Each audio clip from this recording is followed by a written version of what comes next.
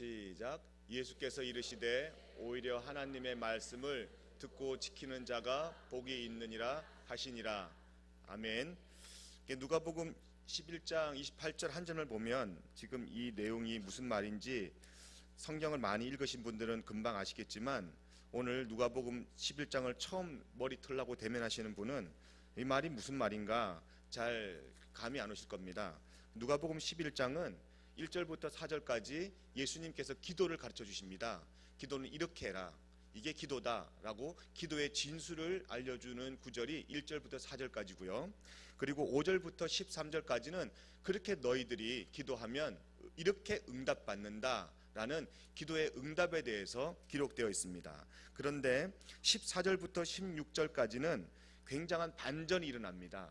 14절부터 16절에 벙어리 귀신 들린 자가 나타나고요. 예수님이 긍휼히 여기시고 불쌍히 여기셔서 그 병든 벙어리, 귀신 들려 말 못하는 벙어리를 귀신을 내어 쫓으면서 말을 하게 합니다.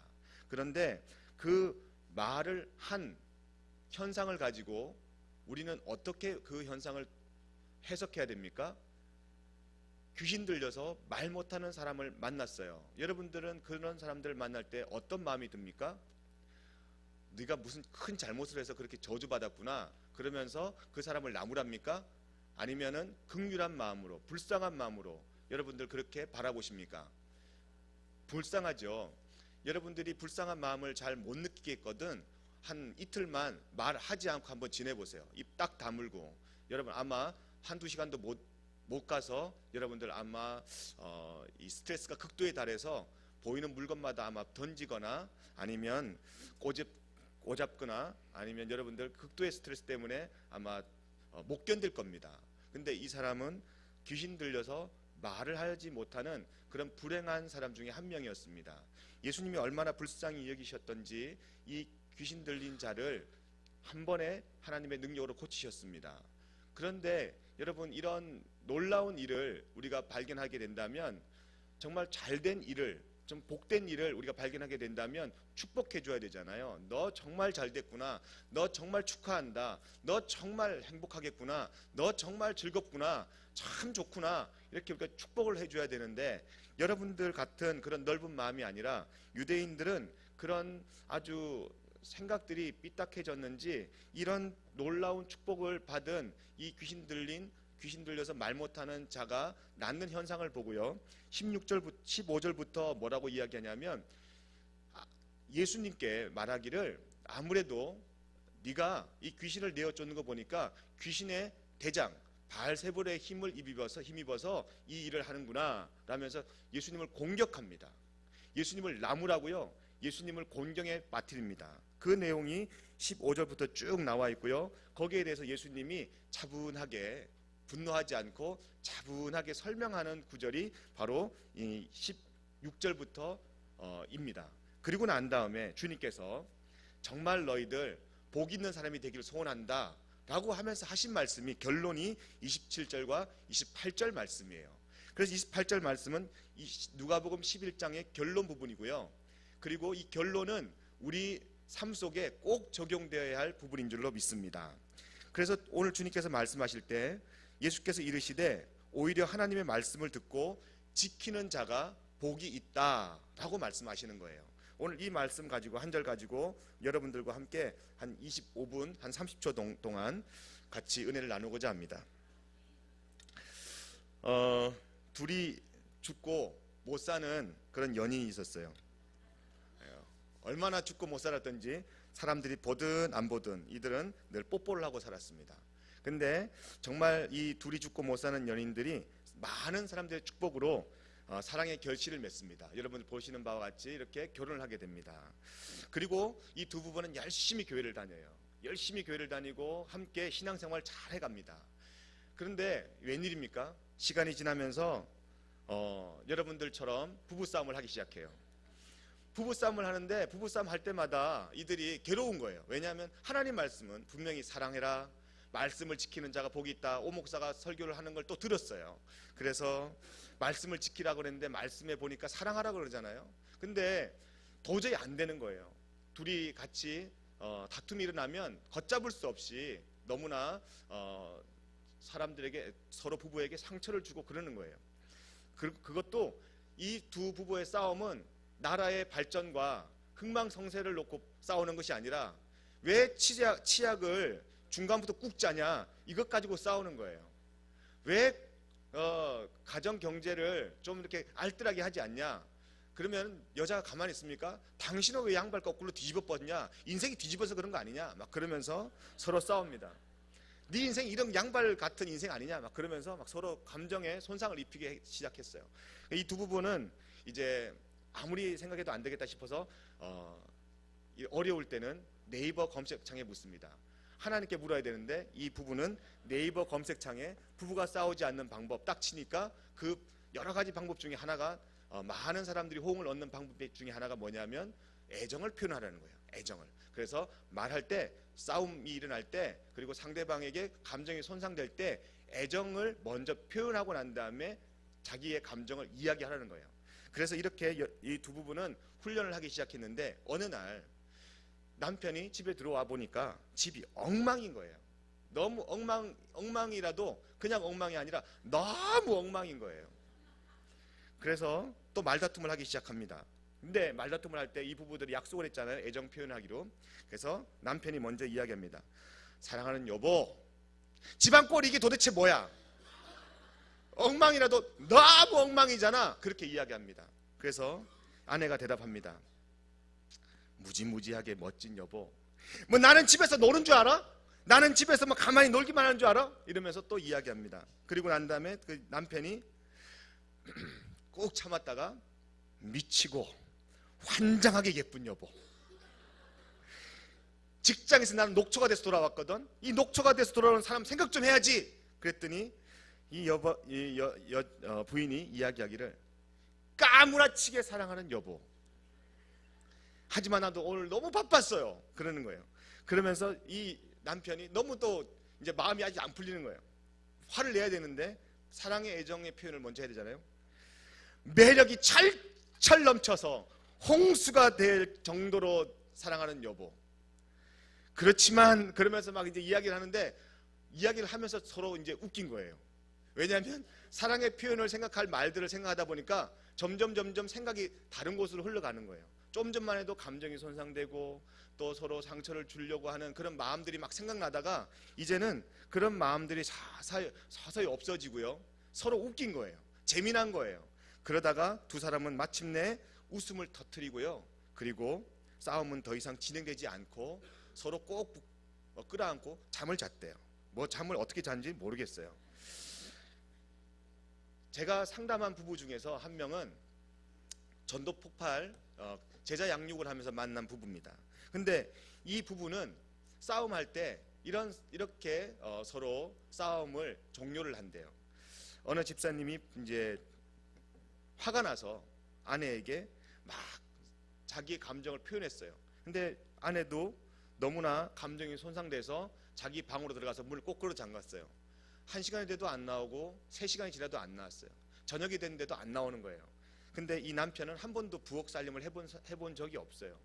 애기들이 배고프다고 밥 달라고 막 그렇게 애걸복걸 하는데 이 남편은 어떻게 할 줄 몰라서 가만히 생각하다가 이제 아내가 잠근 방문을 똑똑 두드립니다.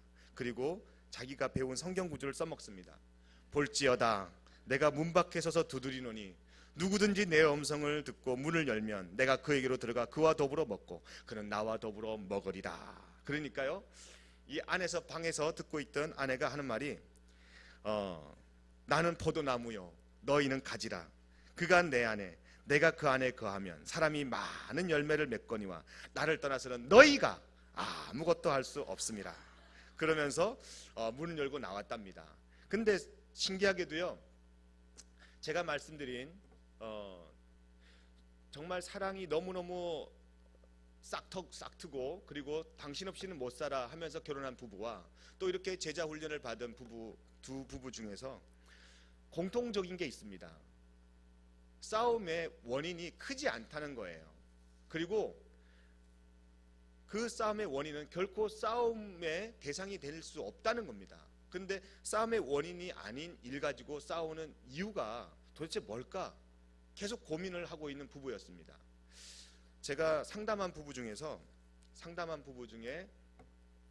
그 40대 초반이죠. 40대 초반에 그 부인을 제가 상담한 적이 있습니다. 집사님이셨는데 이 집사님은 늘 남편에게 잘하고 싶고 또 따뜻하게 해주고 싶고 그리고 전혀 싸움을 원치 않는 평화주의자로 살고 싶은데 뭔 일만 있으면 자기 감정을 숨길 수 없고 자꾸 자기가 원하지 않는 단어들이 나와서 남편의 감정을 손상시키고 자꾸 싸움이 된대요. 그래서 저한테 기도도 부탁해보고 제가 기도도 해보고 또 뭐 때로는 안수도 해보고 때로는 뭐 상담도 해보고 그리고 때로는 제자훈련도 해보고 그랬는데 잘 안 되더라고요. 그래서 제가 능력이 없어서 그런 줄 알았어요. 근데 제자훈련을 하면서 제가 몰랐던 그 부분이 툭 튀어나왔어요. 자기의 옛 과거의 일들을 이야기하는 그런 시간이었는데 이 집사님이 말을 못 잇고요. 그냥 혀를 꼭 깨물고 있는 거예요. 그냥 이렇게. 그래서 거기에 한 5분 정도 같이 있었는데 제가 어렵지만 우리는 다 이해합니다. 우리는 다 예수님 안에서 다 함께 서로의 아픔을 이해하는 가족입니다. 말씀하세요. 그랬더니요. 이 집사님이 뜬금없이요. 제 마음에는 12살 난 아이가 저를 힘들게 합니다. 그래요. 뭐예요? 그랬더니 자기가 12살 때 꿈을 꿨는데요. 이 꿈에 어떤 꿈이었냐면 잠자다가 갑자기 막 뛰쳐나가는 거예요. 방문을 열고 막 뛰쳐나가는데 엄마가 막 따라오는데 어디까지 뛰쳐나가냐면 자기 동네에 있는 그런 저수지까지 뛰쳐나가는 거예요. 저수지까지 뛰쳐나가서 이 허리까지 올 동안 이 12살 난 아이가 뛰어가는 겁니다. 엄마가 큰일 날 걸 뻔히 알고요. 뒤에서 잡습니다. 잡아서 겨우겨우 끌고 왔는데 밖으로 나왔는데 깼어요. 깨고 난 다음에 엄마한테 이야기합니다. 엄마 나 이런 꿈 꿨어. 왜 이러지? 그래서 이 엄마가 직감적으로 우리 집에 분명히 우환이 겹쳤다. 당시에는 교회를 안 다녔기 때문에 이 엄마의 대처 해결 방법, 이 대처하는 방법은 굿을 하는 것입니다. 굿. 그래서 용하다는 무당을 불러서 굿을 했습니다. 굿을 했는데 웬일이에요? 여름에 가족들끼리 몇 개월이 지났죠. 가족들끼리 여행을 갔는데 가슴 아프게도 그 여행 갔을 때 9살 난 자기보다 3살이 어린 9살 난 남동생이 물에 빠져 죽었어요. 근데 그때부터 이상하게 가족들의 시선이 이상하게 느껴지는 거예요. 너 꿈 때문에 그래. 네 꿈 때문에 그래. 너 때문이야. 자꾸 그런 느낌을 받는 거예요. 그러면서 위축되고 그리고 마음속에 점점 이제 모든 잘못되는 상황들은 다 나 때문이다. 그렇게 자기가 생각을 하게 된 거래요. 그러면서 집안에 무슨 안 좋은 일만 있으면 다 자기 때문에 그러는 줄 알고요. 이 집사님은 어릴 때부터 그때부터 자기 방어를 하는 게 몸에 익숙해졌어요. 그래서 아빠가 회사에서 명퇴를 하게 되면 집안의 가정 경제가 어려워지니까 이게 아버지가 이제 어떤 그 회사에서의 어떤 계약상 상황이 다 종료됐기 때문에 명퇴를 한 건데, 근데 이 12살의 아픔, 그 아픔은 이 집사님이 성장하는 동안 계속 짓누르고 있는 거예요.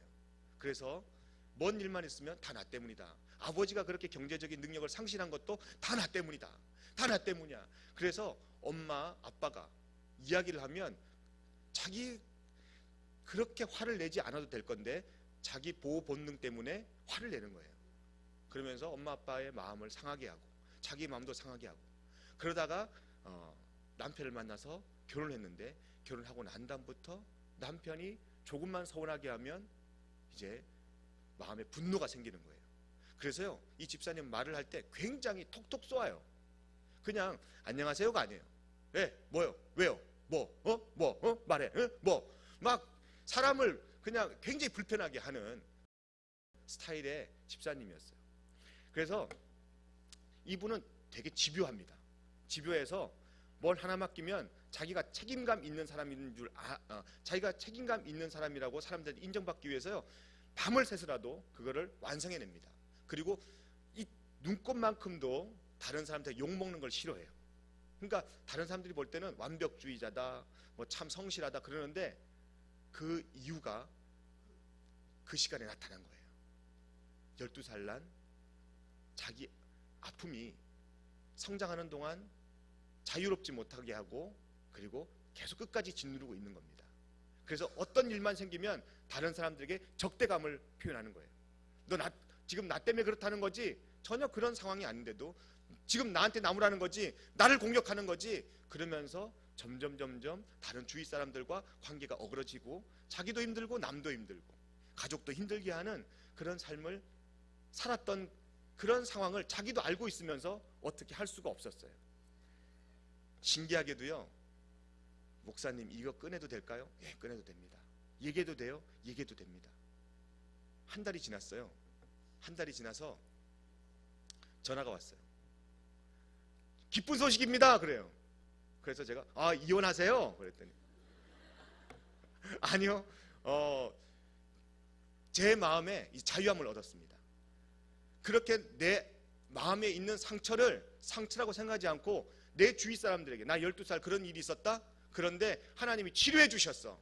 하나님이 만져주셨어. 하나님이 자유하게 해주셨어. 하나님 말씀을 통해서 치유해 주셨어. 선포하자마자 마음에 자유로움이 생기더라는 겁니다. 그리고 더 이상 그 남편에게 사소한 일로 더 이상 감정을 손상시키는 일을 하지 않는다는 소리를 들었습니다. 사랑하는 여러분, 왜 우리가 사람들과 관계 속에서 이런 내 마음에 있는 그 적대감들을 표현할 수밖에 없는지, 왜 그런 감정이 생기는지, 그 이유를 니체는 이렇게 이야기합니다. 니체는 여러분 잘 알다시피 1844년 그 10월 15일 날 목사님의 아들로 태어났습니다. 목사님의 아들로 태어나서 1867년 24살의 나이로 당시에 스위스에 있는 바젤이라는 대학의 교수가 됩니다. 24살에. 근데 이 학교가, 바젤이라는 학교가 굉장한 명문 학교예요. 24살에 객원 교수가 되고요. 그리고 그 25살에 정교수가 됩니다.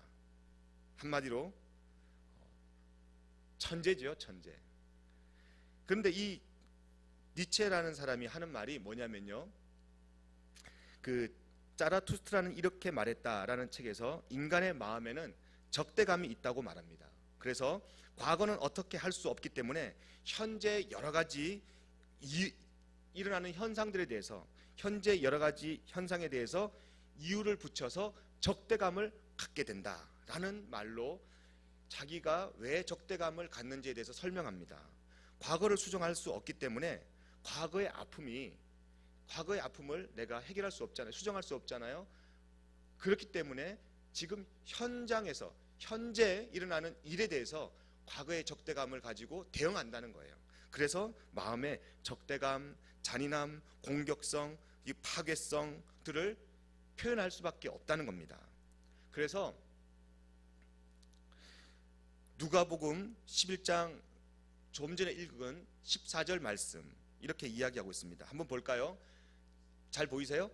예, 같이 한번 보겠습니다. 표준 세번역은 조금 이따 읽으시고요. 위에 것만 시작. 예수께서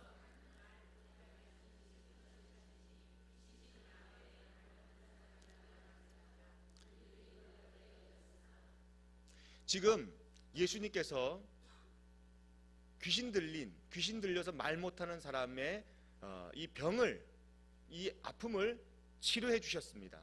상처를 낚여 주셨고요. 이 문제를 해결해 주셨어요. 이 해결함 받은 본인도 기쁘지만 주변 사람들도 너무나 기뻐해야 할 일인 줄로 믿습니다. 그런데 이 상황을 유대인들은, 그 주변에 있던 이웃들은 어떻게 해석을 하냐면 이렇게 해석을 합니다.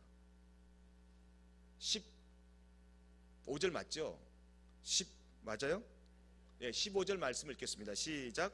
그 중에 더러는 말하기를 그가 귀신의 왕 바알세불을 힘입어 귀신을 쫓아낸다 하고, 지금 이 유대인들 가슴 속에는요 적대감이 있어요. 적대감. 역사적으로 아픈 상처들이 너무나 많은 겁니다. 그 상처를 치유해 주기 위해서 예수님이 오셨는데 예수님마저도 적대감을 가지고 대응하고 있습니다. 기뻐해야 할 일, 축복해야 할 일, 같이 함께 즐거워해야 할 일, 이웃이 잘 되면 나도 함께 내 얼굴에 미소가 생겨야 되는데 이웃이 땅을 사고 사촌이 잘 되면 우리는 어떤 현상이 일어납니까? 배가 아프다는 그런 현상이 일어납니다. 요즘은 많이 진도가 나가서요 배가 아픈 정도가 아니라 설사를 한답니다. 뭐 장 청소도 되고 좋겠지만 상당히 부정적인 표현으로 저는 해석을 하고 있습니다. 잘 될 때, 기쁠 때, 즐거울 때 함께 즐거워하는 것이 인지상정인데 어떻게 우리는 왜 잘 되는 것을 우리가 우리의 얼굴에 미소를 띠고 못 봅니까? 그 이유가 바로 우리 마음속에 있는 적대감 때문에 그렇다는 겁니다. 여러분들은 그렇지 않습니까? 여러분들은 어떤 적대감으로, 어떤 상대방의 그런 손상된 감정으로 사람을 대하고 있습니까? 17절 말씀을 함께 보겠습니다. 17절 말씀 시작. 예수께서 그들의 생각을 아시고 이르시되 스스로 분쟁하는 나라마다 황폐하여지며 스스로 분쟁하는 집은 무너지니라. 그렇습니다. 지금 주님께서 여러분들이 아셔야 될 게 주님은 다 아신다는 거예요. 사람은 몰라요. 아무리 뛰어난 사람이라 할지라도 사람의 마음은 모릅니다. 그런데 주님은 다 아신대요. 하나님 앞에는 감출 것이 없답니다. 주님은 우리의 마음속 상태를 너무나 잘 아십니다. 10길 물속은 알아도 한 길 사람 속은 모르는 그 엄청난 비밀을, 공간을 주님은 훤히 꿰뚫어 보고 계시다는 겁니다. 그런데 그렇게 잘 알고 계시는 주님은 어떻게 지금 우리에게 말씀하고 계시고 도전을 주고 계시냐면 서로 싸우고 적대감을 갖게 되면 너도 망하고 나도 망하고 나라도 망한다는 겁니다. 그래서 해결되지 않은 적대감 때문에 가정도 망하게 되고요, 교회도 또 우리의 삶도 다 황폐해진다는 겁니다. 적대감은 이렇게 무서운 겁니다. 적대감은 이렇게 악한 거고요, 나쁜 겁니다. 하나님의 나라를 방해하게 하는 것이 바로 적대감 때문에 그렇다는 거 아닙니까?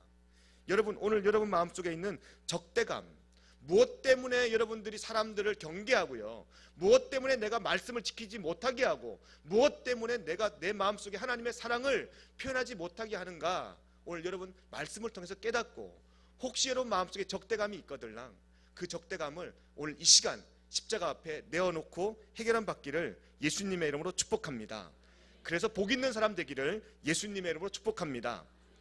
오늘 예수님께서는 말씀하십니다. 주님께서 다 알고 계신다. 서로 싸우게 되면, 너희들이 서로 원망하고 적대감을 갖게 되면 망하고 또 가정도 무너진다라고 이야기하는 것입니다.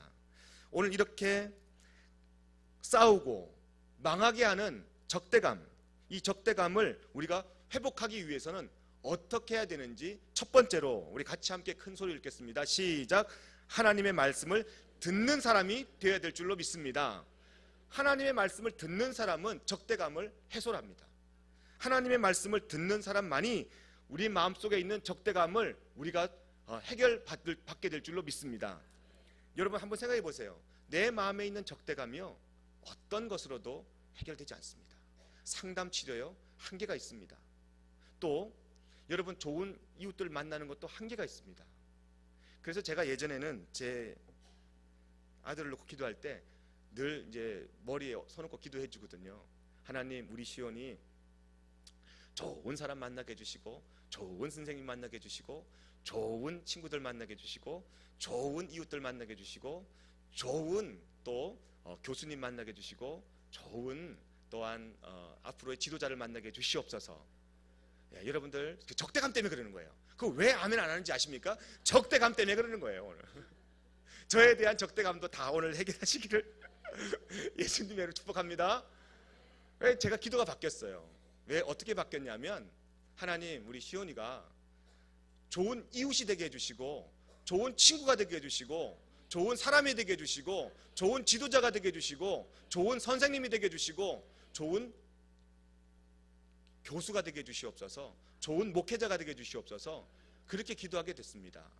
아무리 좋은 사람을 붙여줘도요, 자기가 좋지 않은 사람이라면 그 좋은 사람과의 관계는 반드시 어그러지게 되어 있습니다. 들어온 복을 차게 되어 있습니다. 여러분, 우리 주변은 다 좋은 사람들입니다. 적대감 때문에 그렇다니까 아멘 안 하는 이유가. 여러분도 좋은 사람이고 여러분 이웃들도 다 좋은 사람들이에요. 왜냐하면 하나님이 우리를 다 좋은 사람으로 만들으셨습니다. 근데 왜 우리가 그 좋은 이웃과의 관계가 좋지 못한 이웃과의 관계로 발전한지 아십니까? 나의 적대감 때문에. 적대감 때문에. 그런데 그 적대감은요, 힘으로도 안 되고 능으로도 안 되고 물질로도 안 되고요, 명예로도 안 됩니다. 그 적대감을 해결하는 방법은 유일하게 하나님 말씀을 듣는 길밖에 없는 줄로 믿습니다. 오늘 누가복음 11장 28절 말씀입니다. 시작. 예수께서 이르시되 오히려 하나님의 말씀을 듣고 지키는 자가 복이 있느니라 하시니라. 그렇습니다. 하나님 말씀을 듣고 지키는 자가 복이 있다 그럽니다. 여러분 잘 알다시피 20세기 최고의 신학자인 칼바르트가 말하기를요, 말씀의 신학을 그가 펼쳤는데 말씀밖에 없다는 거예요. 말씀밖에. 근데 처음부터 그가 말씀밖에 없다, 말씀의 신학을 펼친 게 아니라, 원래는요 1차 세계대전이 일어나기 전에는요, 칼바르트가 어떤 신학을 갖고 있었냐면, 인간들은 다 선하다. 그래서 하나님은 인간들을 다 선하게 창조하셨기 때문에 모든 사람들은 다 선하다. 그러한 신학을 가지고 있었습니다. 1차 세계대전이 일어난 이후에 칼바르트는요, 이 신학에 대해서 혼란기를 겪게 됩니다. 왠지 아십니까? 분명히 선하다고 하는 사람들이, 분명히 착하다고 하는 이웃들이 서로를 죽이는데 전혀 거리낌이 없는 거예요. 눈이 뒤집혀져 있고요, 눈이 충혈되어 있고요, 그리고 서로를 죽이는 데 있어서 전혀 거리낌이 없는 거예요. 그때 칼바르트는요, 너무나 많은 회의와 그리고 혼란에 빠지게 됩니다. 그리고 난 다음에 그는 이렇게 결론을 맺습니다. 역시 하나님 말씀밖에는 없구나. 인간은 절대적으로 못돼 먹었구나. 죄 때문에 인간은 너무나 악하구나. 적대감을 갖고 있구나. 하나님 말씀만이 우리의 적대감을 해소하는 길이구나. 칼바르트는요, 하나님을 만나야지만 인생의 모든 문제가 해결된다고 이야기했습니다. 그렇지 않습니까? 맞잖아요. 하나님을 만나야지만 우리의 인생의 본질적인 문제와 그리고 일어나는 현상들의 문제를 해결함 받을 수 있잖아요. 그렇다면 우리는 하나님 만나야 되는데 하나님 만나는 길이 없다는 거예요. 왜냐하면 원래는 인간이 선하기 때문에 하나님을 만날 수 있다고 생각했습니다. 말씀이 없어도 하나님을 만날 수 있다고 생각했어요. 그런데 1차 세계대전 이후에 인간의 그 잔인하고 악랄한 모습을 보면서요, 인간의 선함 가지고는 하나님을 결코 만날 수 없구나. 그러면서 말씀밖에 없구나. 고민 끝에 내린 결론이 바로 하나님 말씀만이, 하나님의 말씀의 통로만이 하나님을 만나는 길이구나. 그렇게 결론을 내립니다. 여러분, 우리가 왜 신앙생활에서 고민하는지 아십니까? 하나님을 못 만나서 그렇잖아요. 우리 정말 좋은 신앙인, 멋진 크리스찬 되고 싶잖아요. 우리 정말 하나님 앞에 크게 쓰임받고 싶잖아요. 그리고 정말 우리가 최선을 다해서 이 땅에 살면서 하나님의 말씀대로 구제도 하고 선교도 하고 이웃도 사랑하고 그리고 정말 근사하게 한번 살아보고 싶잖아요. 그게 하나님께서 우리를 창조하신 목적이고 하나님께서 우리에게 원하시는 바 삶이 아닙니까? 그러면 하나님 만나야 그렇게 되는데 어떻게 해야 하나님을 만나냐고요. 어떻게 해야? 그 칼바르트는 세 가지로 이야기합니다. 칼바르트가 인간이 하나님을 어떻게 만날 수 있는가라는 이 근본적이고 실제적인 질문 앞에 이야기하기를 세 가지로 전개해 나갑니다.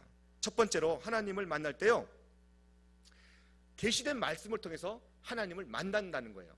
하나님과 인간을 연결시켜주는 그런 축복의 통로는 말씀밖에 없다고 이야기하고요, 말씀을 세 가지로 정리합니다. 첫 번째로 계시된 말씀, 두 번째로 기록된 말씀, 세 번째로 선포된 말씀. 이 세 가지의 말씀을 통해서 하나님을 만날 수 있다는 거예요. 그러면 계시된 말씀은 뭐냐? 바로 예수님이라는 거예요. 그리고 기록된 말씀은 뭐냐? 바로 이 하나님의 말씀, 성서라는 겁니다. 그리고 선포된 말씀이 뭐냐? 바로 지금 제가 하고 있는 설교라는 거예요. 이 세 가지를 통해서 하나님을 우리가 깊이 만날 수 있고 참된 크리스찬, 진정한 하나님의 사람, 우리가 꿈꾸는 그런 삶을 살게 된다는 겁니다.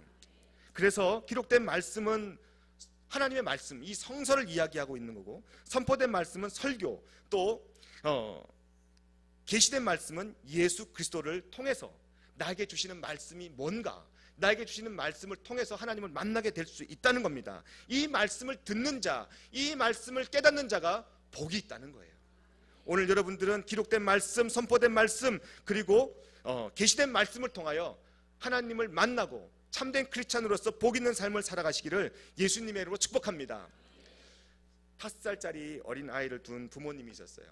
예배를 드리면 그 교회 목사님은 너무 설교를 못 하셨나 봐요.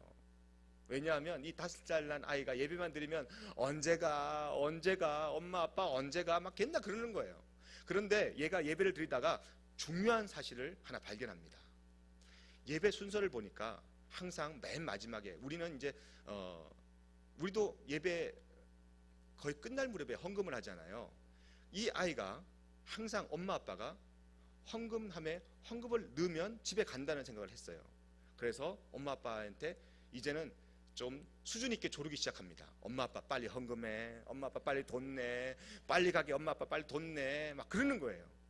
그러면서 우리의 모습을 한번 살펴봅니다. 목사님의 선포된 말씀을 통하여서 우리가 하나님을 만날 수 있고 하나님을 만나는 사람이 복이 있다 그랬는데, 우리 오늘 어떻습니까? 우리 교회는 안 그래요. 제가 보니까 우리 교회는 너무 수준 있고요, 정말 선하고, 그리고 꼭 예수님을 닮은 사람, 작은 예수님들 같아요. 근데 저기 다른 교회 가보면 목사님이 말씀을 하면요 자꾸 분석을 하려고 그래요. 평가하려고 그래요. 그리고요 난도질합니다. 그리고 때로는 마음속에 있는 적대감 때문에 그 어떤 목사가 성도들에게 상처 주려고 말하겠습니까? 그런 목사 잘 없어요. 제가 알기로는 한 명도 없습니다. 그건 목사가 아니라 목수지요. 아마 의도적으로 상처를 주는 목사님들은 아무도 없어요. 그런데 말씀을 듣는데 오늘 나를 치네, 오늘 나를 뭐 이런 말 써도 되는지 모르겠어요. 그 성도님이 표현하는 그 표현이에요. 오늘 나를 까네, 뭐 나를 때리네. 뭘 목사가 조폭이에요? 뭐 때리고 치고 까고 그런 거 아니에요. 선포된 말씀을 통해서 하나님을 만나는 축복이 여러분들에게 임해야 되는데, 그러고 앉아있으면 복이 임하겠습니까? 아니요. 결코 복이 있는 사람 될 수 없습니다. 그래서 여러분들에게 도전합니다. 선포되는 말씀 속에서 여러분 평가하지 마시고, 그리고 선포된 말씀을 여러분들이 분석하지 마시고 하나님을 만나는 좋은 통로로 삼으시기를 예수님의 이름으로 축복합니다. 때로는 좀 지루할 수도 있겠죠. 근데 그런 지루하다는 그런 성도들이 있으면요, 여러분 우리 교회 목사님 설교 테이프 갖다 드리세요. 장학일 목사님 설교 테이프 자신 있게 다 권하세요. 적대감 있네. 적대감이 있어 지금. 왜 아멘 안 하시고 누구 설교 테이프를 갖다 드리려고. 장학일 목사님 설교 너무 기가 막히잖아요. 또 우리 교회 목사님, 부목사님들 저 빼고 우리 목사님들 얼마나 설교 잘하세요.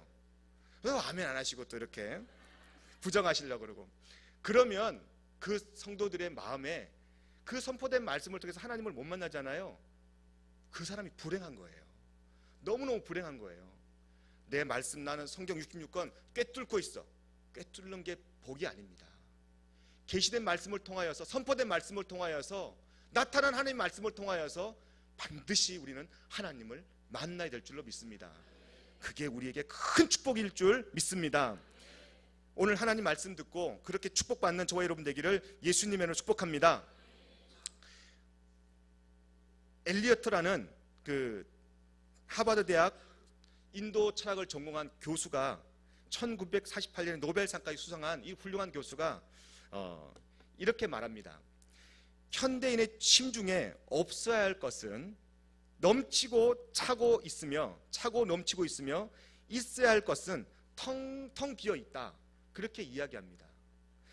우리 마음속에 꼭 채워야 할 것이 무엇입니까? 하나님의 말씀 아닙니까? 그런데 우리 마음속에 꼭 채워야 할 것은 텅텅 비어 있고 채우지 말아야 할 것, 비워내야 할 것, 우리에게 전혀 도움이 안 되는 적대감, 원망, 불평, 또한 미움, 다툼, 시기, 질투, 이런 부정적인 것들만 꽉 채우고 있다는 거예요. 여러분, 오늘 그런 것들 다 비워버리고 오늘 하나님 말씀으로 채움받기를 예수님의 이름으로 축복합니다. 그래야 여러분들이 행복한 거예요. 그래야 여러분들이 복된 거예요. 그래야 여러분들이 삶에 여러분들 풍성한 열매가 나타나는 건 줄로 믿습니다. 둘째로, 마지막입니다. 마지막으로 같이 한번 읽어보겠습니다. 시작. 하나님의 말씀을 지키는 사람입니다. 그렇습니다. 우리가 왜 어떻게 해야 우리 마음속의 적대감을 다 우리 마음속에 제거해버리고, 그리고 내 마음에 있는 채우지 말아야 할 것들을 다 비울 수 있느냐? 내 힘 갖고 안 된다고 제가 서두에 말씀드렸습니다. 우리의 힘 갖고 안 돼요. 하나님 말씀을 들었으면 반드시 지켜야 합니다. 여러분들 자식들에게 얘야 공부해라 그러면 여러분들 자식들은 너무나 순종을 잘해서 예 합니다. 그래놓고 여전히 게임 삼매경에 빠져 있어요. 공부해라 예, 공부하니까 예, 공부하니까 예, 계속 대답은 해요. 잘 듣습니다. 그죠? 근데 여전히 게임하고 있어요. 이게 잘 듣는 겁니까? 안 듣는 거죠. 하나님 말씀을 듣는다는 것은 순종과 순복을 통하여서 행동으로 옮기는 것을 이야기합니다. 여러분 오늘 하나님 말씀 들으셨습니까? 반드시 삶으로 행동으로 옮기시기를 예수님의 이름으로 축복합니다. 그런 사람을 지키는 사람이라고 이야기합니다. 여러분들은 하나님 말씀을 들을 뿐 아니라 지키는 사람 되기를 예수님의 이름으로 축복합니다. 누가복음 11장 28절에 이렇게 말씀하십니다. 같이 읽을게요. 시작. 예수께서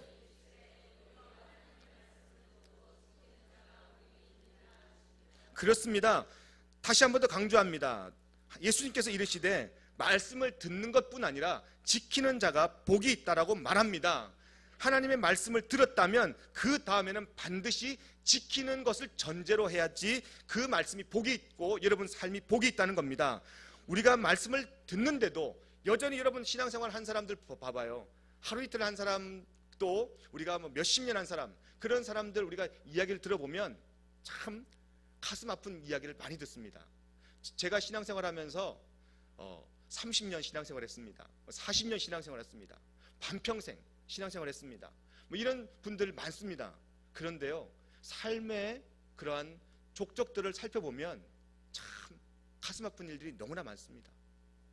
여러분, 하나님은 우리를요 가장 좋은 길로, 가장 아름다운 길로, 가장 복된 길로 인도하시는 분인 줄로 믿습니다. 때로는 고통이 있습니다. 때로는 문제 있습니다. 그 고통과 문제를 통해서 우리의 신앙을 더 성숙시키고요, 하나님을 알아가는 장성한 분량에 이르기까지 하기 위해서 고통을 허락하고 문제를 주님께 주실 때도 있습니다. 그런데요, 자기의 삶이 변화되지 않아서, 자기의 고집이 꺾이지 않아서, 자기가 교만해서 복받지 못하는 사람들 너무나 많습니다. 신앙생활 하지 않는 사람들이 아니라 신앙생활 하는 사람들 가운데 말입니다. 30년, 40년 신앙생활 한 사람들도 여전히 그런 악순환을 겪고 있는 사람들 많이 제가 경험해 봅니다. 그런 사람들 보면 대체적으로 한 가지 이유 때문에 그렇습니다. 말씀 잘 듣습니다. 예배 시간 꼬박꼬박 옵니다. 철학기도 열심히 합니다. 그런데 그 말씀을 지키지 않더라고요. 그 말씀을 행하지 않더라고요. 여러분 명심하십시오. 한밤에 하나님께 울려드리는 큰 소리로 얘기하는, 큰 소리로 울려드리는 그 한밤의 철야기도가 한낮의 삶을 대신하지 않습니다. 결코 한낮의 삶을 대신할 수 없습니다. 여러분들의 한낮의 삶을 하나님 말씀으로 지키지 않는 한 밤새도록 철야기도, 밤새도록 하나님 말씀 묵상하는 거 그렇게 큰 의미 없습니다. 한 말씀, 하나님 말씀을 내가 한낮에 지켜내는 거, 그게 바로 복 있는 사람인 줄로 믿습니다. 여러분 시편 119편 105절은 이렇게 이야기합니다. 큰 소리로 한번 우리가 하나님 말씀을 선포해 볼까요? 시작. 주의 말씀은 내 길의 빛이니이다. 할렐루야. 여러분 앞날이 어둡습니까? 여러분 앞날이 캄캄하고 앞이 안 보일 것 같습니까? 말씀 묵상하고 말씀을 지키다 보면 그 한 말씀 한 말씀이 여러분의 어둠을 물러가게 하고요, 여러분 가정에 빛이 되게 하시고요, 여러분 삶의 목적 되게 할 줄로 믿습니다. 그게 바로 하나님의 말씀의 능력이라는 겁니다. 그 말씀의 능력 가지고 살아가는 사람들은 복 있는 사람으로 살게 될 줄로 믿습니다. 제가 존경하는 사람 중에 한 명이 간디입니다. 간디는 너무나 말씀을 잘 실천하는 사람이었어요. 어느 날 15살 난 아이를 키우고 있는 엄마가, 이 아이가요 설탕을 그렇게 먹어요. 그 당시 설탕이 무슨 과자도 없으니까 아이들의 간식이었는지, 그러니까 간식은 아니죠, 아이 먹지 말아야 될 건데 계속 설탕을 먹는 거예요. 엄마가 윽박질러도 안 되고, 그리고 뭐 달래도 안 되고 설레도 안 되고 뭐 별 수단과 방법을 다 써봐도 안 되는 거예요. 안 돼요, 안 돼. 도저히 말을 안 듣는 거예요.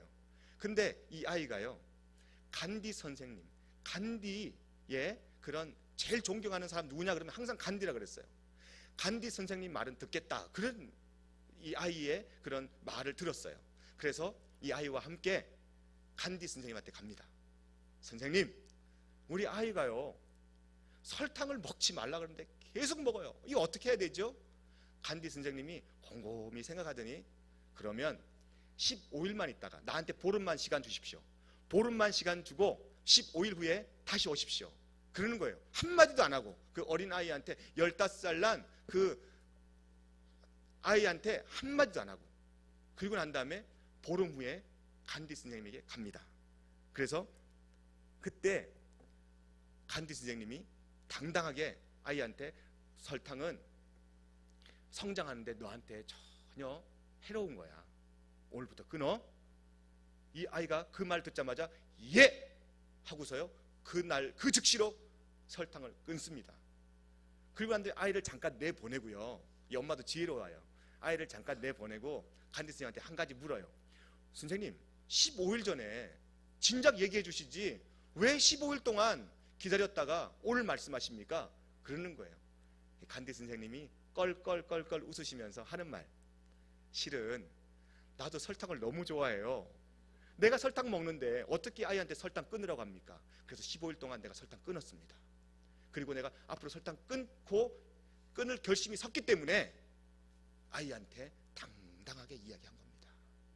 여러분, 오늘 우리가 말씀을 지킨다 아이한테도 우리가 이야기하고, 우리 이웃들에게도, 우리 또 목장에도, 또 우리 밴드에도 이야기합니다. 그런데 내가 말씀을 지키지 않는 상태에서 어떻게 말씀을 지키라고 이야기합니까? 저는 이 설교를 저한테 하고 있는 거예요. 지금 저한테 제가 말씀을 잘 지켜야 되는데 오늘 저는 억지로 이 강단에 섰어요. 원래 제 차례도 아니잖아요. 여러분 잘 아시잖아요. 제가 수요 예배 설교 안 하는 거. 제가 원래 수요일 날 설교 담당 아닌데, 그냥 오늘 이 말씀을 하나님이 나한테 주셔서 나보고 지키라고 하나 보다, 그러는 마음으로 오늘 이 강단에 섰습니다. 여러분, 오늘 여러분 말씀 지키는 복 있는 삶을 사시기를 예수님 이름으로 축복합니다. 우리가 주님을 진심으로 사랑한다면 어렵지만 힘들지만 말씀을 지키는 것에 포기하지 않고 말씀을 지키는 일에 생명을 걸고 여러분 한번 최선을 다해서 살아보신다면 하나님 반드시 그 말씀이 여러분 삶의 등이 되게 하실 것이고 여러분 삶의 빛이 되게 하여 주셔서 참으로 복된, 세상에서 정말 모든 사람들에게 존경받는, 그리고 그 존경함을 서로 나누어서 모든 사람들로 인하여서 여러분들 가는 곳마다 평화가 이루어지고, 여러분 가는 곳마다 아름다운 삶의 결실이 맺어지고, 여러분 가는 곳마다 기쁨이 솟아나고 즐거움이 솟아나고, 또 여러분 가는 곳마다 행복이 넘쳐나는, 그래서 주변 사람들이 주체할 수 없는 그러한 삶의 터전으로 만드는 행복의 주인공, 삶의 주인공이 될 줄로 믿습니다.